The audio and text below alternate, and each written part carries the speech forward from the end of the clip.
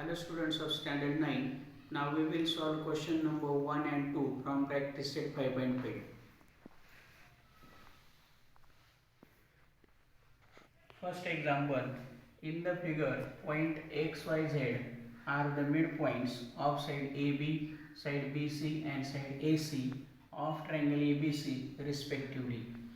AB equal to 5 cm, AC equal to 9 cm and BC equal to 11 cm. Find the length of XY, YZ and XZ. Now observe triangle ABC. Here X is midpoint of AB, Y is midpoint of BC and Z is midpoint of AC. We can solve this example by using midpoint theorem. Now solution. In triangle ABC, X and Y are midpoints of side AB and BC respectively. Therefore, by using midpoint theorem, XY, this segment XY is half of AC. XY equal to half of AC. But AC is 9, it is given. So equal to half into 9 and half of 9 is 4.5 centimeter. Then in the same triangle ABC, Y and Z are midpoints of side BC and AC respectively. Again by using midpoint theorem, segment joining Y and Z means YZ is half of AB. So YZ equal to half AB.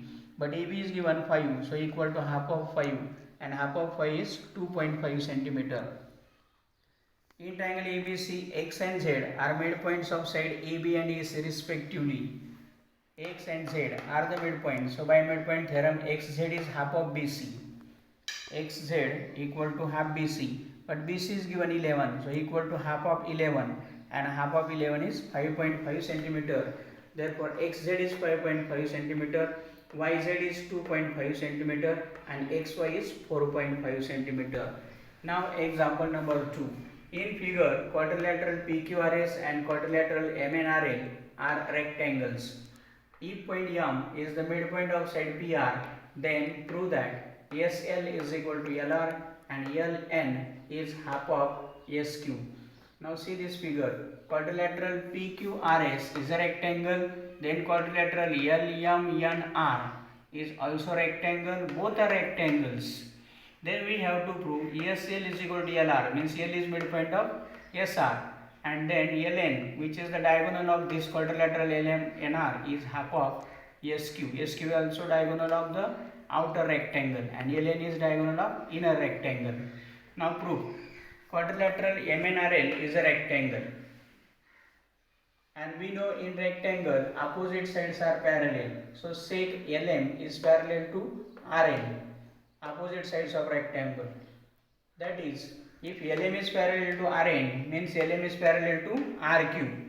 So sec LM is parallel to sec RQ, give number 1. Then sec RQ is parallel to sec SP. Opposite sides of rectangle, see here. Sec SP and sec RQ, these two are the opposite side of quadrilateral PQRS or rectangle PQRS. That's why this RQ and SP are parallel. Give number 2. Then from 1 and 2, you can observe 1 and 2 here. This SP is parallel to RQ and RQ is parallel to LM. Therefore, LM is parallel to SP. So sec LM is parallel to sec SP. Give number 3. Reason from 1 and 2. Then in triangle RSP, see where is triangle RSP? RSP. Here M is midpoint of PR and now we proved LM is parallel to SP. We know converse of midpoint theorem. In any triangle, the segment passing through midpoint of one side and parallel to second side bisect third side. Therefore, L is midpoint of side SR by using converse of midpoint theorem. Therefore, SL is equal to LR. First is proved. Then diagonals of rectangle are congruent. It is the property of rectangle. Therefore, SQ and PR. Now SQ, if we join S and Q, we will get another diagonal. PR is here. Both the diagonals are congruent of outer rectangle. And LN and MR, both are the diagonals of inner rectangle are equal. So LN is equal to MR. But we know MR is half of PR because M is midpoint of segment PR. Therefore, LN is equal to half PR from 6 and 7. Here LN is equal to MR. Then replace mr by ln.